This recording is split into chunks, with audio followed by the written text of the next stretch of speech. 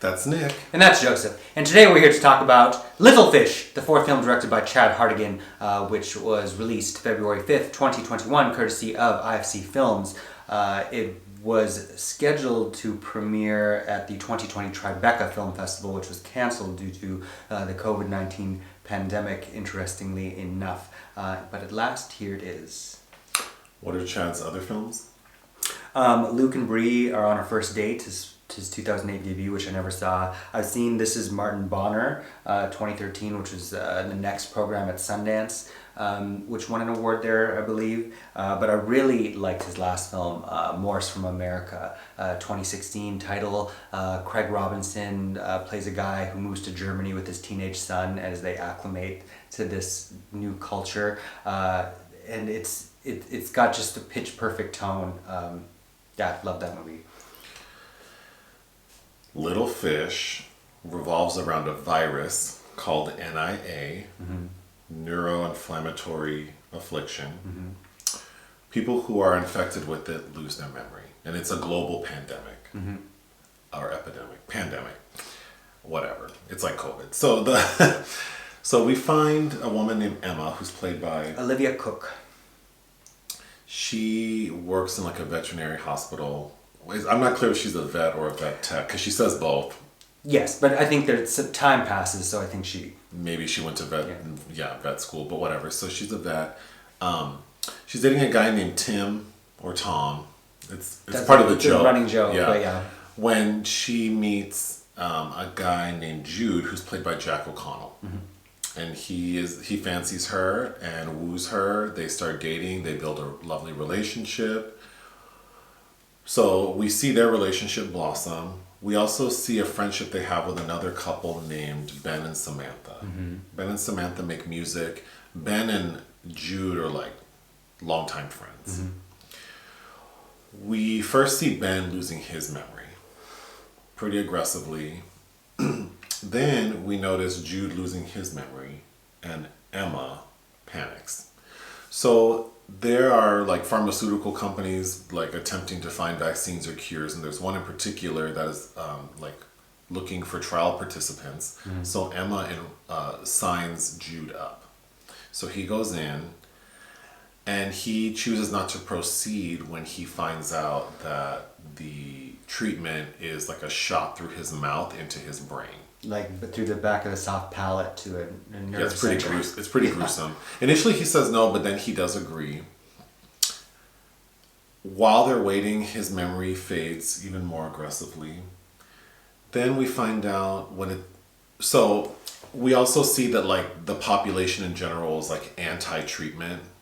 Like people don't believe in it. They think it's like a conspiracy until it's announced on the news that this treatment does work. So now everyone wants it. However,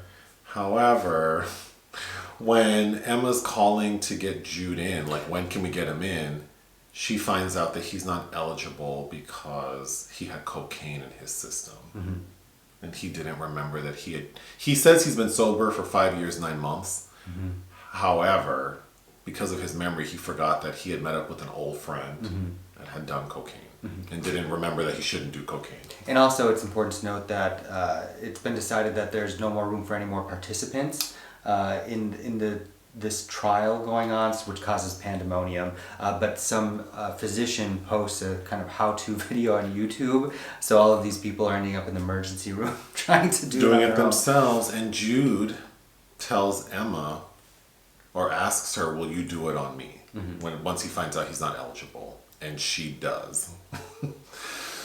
Initially, we think it goes well because they seem to be back on track and happy. Until one morning, he says, hey, let's go for a drive. And they end up driving to like a cabin, I guess, to spend the night. And he tells her, I have to say something to you. And I wrote it down so I don't mess it up. And basically he says, like, I don't remember you. Like, I woke up this morning, didn't know who you were. But... so there's that, but also I need to tell you that you're like the love of my life. Even though I don't remember the life we had, I just know that you are. And I want you to have that from me. So of course that's sad. We then see them like they're, so she it seems like she has reconciled the fact that like he's just going to be a new person and they're just going to fall in love all over again. And they try until one day they go to the beach. Jude is a photographer, so he's taking pictures of her, and it seems to be going well until he's finished and he hands back the camera to her as if he were a stranger and she asked him to take a picture. So you can see the terror in Emma's eyes. She pleads with him to remember her, but he doesn't. He actually like gets aggressive with her because he thinks she's like a crazy lady. So the narrative of the film kind of bounces back and forth between like past, present, fake memories, real memories. So we see that the final scene with Jude and Emma It was actually the beginning of the film. Is the beginning of the film where she kind of says like, I'm really sad today and I don't know why. And then he approaches her and meets her dog. So the viewer in the beginning thinks that's how these two people met. But at the end of the film, we see that like, because they both lost their memory, they're meeting each other again for the first sort time. of again for the first time. Then, so that's the end. There is a scene before that where Emma's at work and she has an interaction with like a delivery person that solidifies the fact that her memory's shot. Yeah. I thought this was a beautiful film. I thought this was a very special little film that I think, of course, prescient in a way that Hartigan, I'm sure, of course, did not anticipate. Which, you know, I'd be lying if I didn't say that watching this now, there's some kind of triggering effects in there. But it was shot before the pandemic. Yeah. Shot in March of 2019. And it doesn't specify where it's set, but it looks like the Pacific Northwest somewhere. And they have a very lovely apartment, which drew a lot of commentary from you based on what their occupations are. Why don't you start? Right away when Emma's describing her relationship with Jude, she makes the comment like it feels weird making this about us. It's so much bigger because there's like this pandemic going on, which I thought was really beautifully put. Because what we ended up getting, I thought, was like a really intimate, like meaningful story. That I almost didn't care. I mean, the virus is important to the story, but I didn't crave to know any, which is rare for me. I usually don't like love stories, dramas in general. I don't like sad things. But I really did crave like their story and didn't care so much about the virus. And the specifics of the virus. Which I think is very well done. She has, because she's writing a diary too as this is going along, which kind of helps with the narration. But she has another comment about how do you grieve when everyone else, when everyone else's disaster is your disaster. I thought was another kind of poignant moment. I also have serious memory issues, and there's a plot point where people get memory tattoos, which I also have a memory tattoo for like a checklist. So that spoke to me a lot. Yeah, this felt triggering in many ways, not just the pandemic, but having to re-explain some memories to you as well. Yeah, I have a disease. I feel like people are so harsh on me because I don't remember things or know things, but I'm not trying to be funny. No, you like definitely not. I really don't remember. But I think that's why this kind of got under my skin so much, is because Olivia Cooke's character, she's reading up on how the brain works and how memory works, and she's playing a lot of memory exercises, and I feel like I inadvertently do that with you quite a bit. And which, sometimes resorted to things that are reminiscent of Christopher Nolan's Memento, having to write notes on pictures and everything.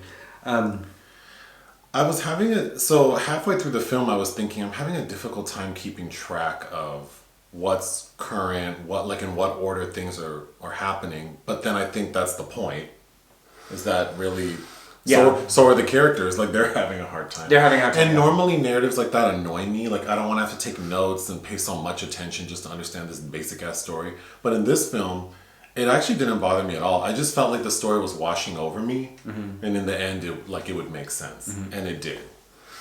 I thought Olivia Cooke and Jack O'Connell, had a pretty good chemistry as well. Yes. Like they're both likable, endearing. I felt very strongly for them. Olivia Cooke is also getting awards consideration for supporting role in Sound of Metal with Riz Ahmed. And it's a very similar story in the sense that she's with somebody, they're musicians, and Riz Ahmed is the drummer who loses his hearing, and because of that they fall apart while he has to kind of explore his new identity as a hearing impaired person, which I think is kind of interesting.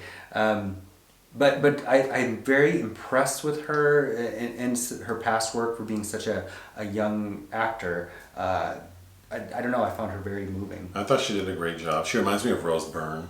Yeah, I could see that. Christina Ricci even a little bit in there too. And I like Jack O'Connell. Yes. Who, you know, we've reviewed Jungleland recently. You've seen him in Money Monster, but to me his best work was in 71 and Startup, a David Mackenzie film. And Little Fish, there's a Cate Blanchett movie where she's the heroin addict called Little Fish. But Little Fish is very similar to another David Mackenzie film I really like. It's not to everyone's taste, obviously, but it's called Perfect Sense from 2011. It's Ewan McGregor and Ava Green are falling in love while a pandemic like this is going on and everybody's senses are kind of blinking off one by one at a time, unpredictably. And I was moved in a similar way to that film. I think Little Fish is more intimate than Perfect Sense, but I think if you're familiar with that film, this is definitely up your alley. Anything else? Oh, you're done? Yeah, I thought this was a quiet, I mean, the story's pretty simple and it's a beautiful story. Again, like sad love stories are not my jam at all, but I really did like this movie. Yeah, well, I mean, it depends on my mood, but they usually are. It was based on a short story that was adapted for the screen by Mattson Tomlin, who we reviewed Project Power, which was written by that same person, and they also wrote the script for the upcoming The Batman with Robert Pattinson. I liked the score by Keegan DeWitt. I thought the cinematography by Sean McElwee, who also did Horse Girl. I liked everything about it. I just think this was a special, intimate experience that kind of satisfies on all levels, really. What would you give it? 4 out of 5. I would give it 4 out of 5 as well. Thank you. Thanks.